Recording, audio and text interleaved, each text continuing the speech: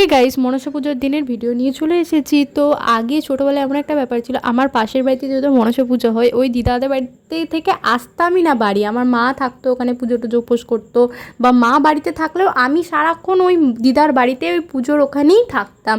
মানে পড়া থাকলেও পড়তে যেতাম না, পড়তে যাবো না করতাম।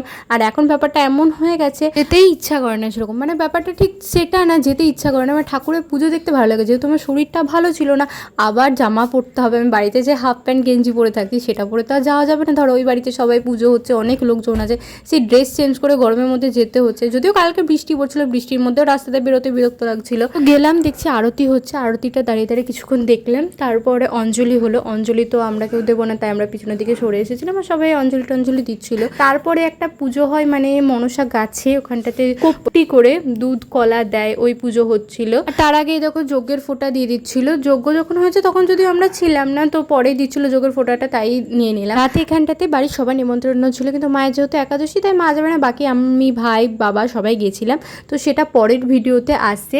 আর এখন যেহেতু সন্ধেবেলা, এবার পুজোটা একটু তাড়াতাড়ি হয়ে গেছিলো, তো প্রসাদটা খেয়ে বাড়ি চলে এসেছিলাম। পরের ভিডিও দেখার জন্য সাবস্ক্রাইব করে দিও। বাই।